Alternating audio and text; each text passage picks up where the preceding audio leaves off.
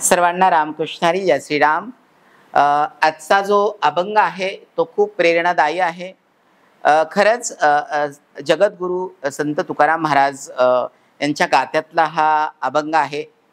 हा अभंग विशेष अध्यात्मासाठी, भगवंताच्या भक्तासाठी, साधू संतांच्या सेवेसाठी किंवा अनमोल हे जीवन जगण्यासाठी हा प्रेरणादायी आहे।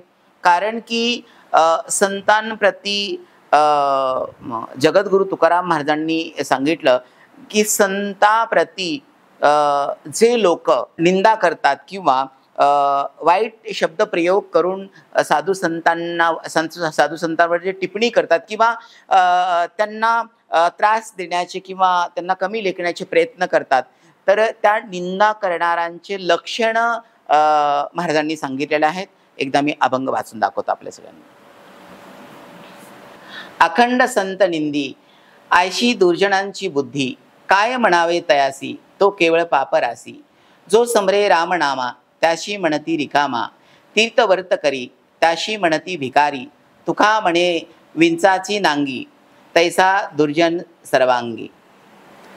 म्हणजे जगद्गुरु तुकाराम महाराज म्हणतात की जो अखंड भगवंताचं नामस्मरण करतात, म्हणजे तीर्थयात्रा करतात, म्हणजे त्यांच्या आयुष्यातला जो अनमोल वेळ आहे ते साधू संतांच्या सान्निध्यामध्ये घालतात, तीर्थयात्रा करतात, जे काही तपव्रत्या आहेत ते सज्जन करतात आणि अखंड तो महात्मा, तो संत, तो साधू, तो सज्जन जेव्हा भगवंताप्रती प्रेमानं पूर्ण आध्यात्मिक बनतो आणि आध्यात्मिक मनुष्य तीर्थयात्रा करत असतो, भगवंताचं नामस्मरण करत असतो आणि तो सज्जन भगवंताप्रती हृदयामध्ये प्रेम असल्यामुळे त्या साधू संतांच्या सान्निध्यात राहायला तो पसंत करतो।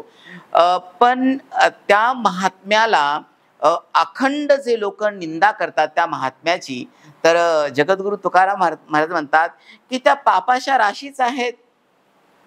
म्हणजे जो अखंड नामस्मरण करतो ते लोक त्याला भिकारी म्हणतात। तर संत तुकाराम महाराज म्हणतात की असे लोक कसे असतात, तर सर्व अंगानी विषारी असतात। विंचू मात्र फक्त नांगीमध्ये त्याचं विष असतं। कुणाचं? विंचाचं विष कुठं आहे? फक्त नांगीमध्ये आहे। पण अखंड साधू संताला जे निंदणारे लोक आहेत ते सर्व अंगाने विषाणी परिपूर्ण आहेत। म्हणजे जगद्गुरु तुकाराम महाराजांनी मला असं वाटतं की एक आध्यात्मिक बोध आपल्या सगळ्यांसाठी दिलेला आहे। कारण की आपण साधू संतांची निंदा करू नये। आपण तीर्थयात्रा करत असताना त्या लोकांना आपण रिस्पेक्ट दिला पाहिजे। मला असं वाटतं की सज्जनांच्या बाबतीमध्ये आपण टिप्पणी करता कामा नये। मला असं वाटतं की मी माझ्या विवेकानं सांगायचे प्रयत्न आपल्या सगळ्यांना करतोय। याचा अर्थ गहन असू शकतो, सखोल असू शकतो। म्हणजे जेवढं आपण चिंतन करू प्रत्येक शब्दावरती, मला असं वाटतं आपला पूर्ण आयुष्य जाईल एका चरणावरती बोलायला, एवढा सखोल याचा अर्थ आहे।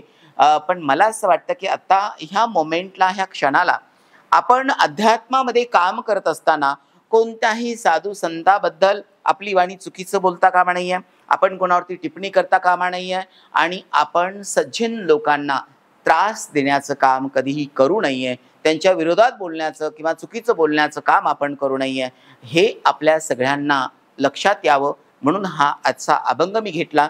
महाराजांच्या अभंगाचं एक माध्यम मी घेतलं आणि मला असं वाटतं की आपण सगळ्यांनी आध्यात्मिक बनावं, साधू संतांच्या सान्निध्यात राहो, भगवंताचं अखंड स्मरण करावं, भगवंताच्या नामाचं स्मरण करत राहो आणि आपलं जीवन आनंदी, सुखी, समाधानी आणि संतोषी जगावं, याच्यासाठी हा अभंग गुरुदेवाने घेतलेला आहे। मी ज्याला उठवेल त्यानं वाचून दाखवायचं आहे। मला असं वाटतं पवन बेटा वाचलं तर खूप छान होईल। अखंड संत निंदी ऐसी दुर्जनांची बुद्धी, काय म्हणावे तयासी तो केवळ पापरासी। जो स्मरे रामनामा त्यासी म्हणती रिकामा, तीर्थव्रत करी त्यासी म्हणतात भिकारी। तुका म्हणे विंचाची नांगी तैसा दुर्जन सर्व। वाव, क्या बात आहे, क्या बात आहे, क्या बात आहे। खूप सुंदर, खूप सुंदर। हा, खालचं वाचू शकतो महाराज? महाराज म्हणतात दुर्जनाला सर्व काळ संतांची निंदा करणेच आवडते, त्याला काय म्हणावं? तो केवळ पापाचीच रास. जो नित्य रामनामाचे स्मरण करतो त्याला दुर्जन रिकामा टेकडा म्हणतो. जो माणूस भक्तीने तीर्थयात्रा करतो, व्रत करतो त्याला दुर्जन भिकारी म्हणतो. विंचवाच्या फक्त नांगीतच विष असते, पण दुर्जन सर्वांगाने विष असते. वाव, क्या बात आहे. Good good good good good good. सुंदर सुंदर. बसा बसा. पवन बेटा अतिशय सुंदर, खूप छान वाचण्याचे प्रयत्न केले. बघा, जे अखंड नामचिंतन करतात ना, तर लोक त्याला रिकाम टेकडा म्हणतात. याला काय कामधंदा आहे? याला कामधंदा नाही, म्हणून तो नामचिंतन करत आहे. आणि सर्वात महत्वाची गोष्ट आहे, जे लोक तीर्थ यात्रा, जे व्रत जप तप करतात ना, तर त्या लोकांना भिकारी असे म्हणतात. म्हणजे काय शब्द प्रयोग करतील आणि काय बोलतील, मला असं वाटतं बोलण्यासाठी आणि समोरच्या व्यक्तीला जाणण्यासाठी विवेक असणं फार गरजेचं आहे. तर मला असं वाटतं ज्ञानी महात्मा, ज्याने साधू संतांना जाणलंय, सान्निध्य जाणलंय, साधू संतांना जो मानतो, सज्जनांच्या संगतीत तो राहतो, तो असं कोणी बोलणार नाहीये. पण या अभंगातून किंवा या चिंतनातून आपण एवढंच घेऊ, मला असं वाटतं आपण चांगले वागूया, आपण चांगले बोलू, आपण चांगलं चिंतन करू. आणि आपण ह्या महापुरुषाच्या, दिव्य पुरुषांच्या विचारांनी मार्गाने गेलं तर निश्चित आपण एक मानवतेचं जीवन चांगलं जगू शकतात, मला असं वाटतं. मी अपेक्षा करेल की आपल्या सगळ्यांना खूप छान समजलंय, कारण आपण सर्व सुज्ञ आहात, शिकलेले आहात, समाजामध्ये आपण सगळे खूप सुंदर जीवन जगताय. श्रीराम शक्तिपीठामध्ये आपण सर्व एकरूप झालेले आहात. नामाचा, हनुमंतराच्या जन्मभूमीचा आपण प्रचार आणि प्रसार करत आहात. खूप छान वाटतंय. अजून एखाद्याला उठवलं तर मला असं वाटतं वाचून दाखवायला पाहिजे. ननवरे महाराज उठवू शकता? वाचू शकता? उठा.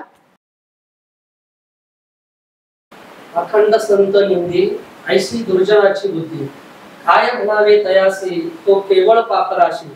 जो स्मरे रामनामा त्यासी म्हणती रिकामा, तीर्थव्रत करी त्यासी म्हणतात ती भिकारी. तो का म्हणे विंचाची नांगी तैसा दुर्जन सर्वांगी. महाराज म्हणतात दुर्जनाला सर्व काळ संतांची निंदा करण्यास आवडते. त्याला काय म्हणावे, तो केवळ पापाची रासच. जो नित्य रामनामाचे स्मरण करतो त्याला दुर्जन रिकाम टेकडा म्हणतो. जो माणूस भक्तीने तीर्थयात्रा करतो, व्रत करतो त्याला दुर्जन भिकारी म्हणतो. विंचवाच्या फक्त नांगीतच विष असते, पण दुर्जन सर्वांगाने विषारी असते. वाव, क्या बात आहे. Good good good good. सुंदर सुंदर सुंदर. महाराज खूप छान वाचला आपण. मला असं वाटतं आपण अजून एखाद्या महात्म्याला उठू. ओके, ठीक आहे. अखंड संत निंदी ऐसी दुर्जनाची बुद्धी, काय म्हणावे तयासी तो केवळ पापरासी.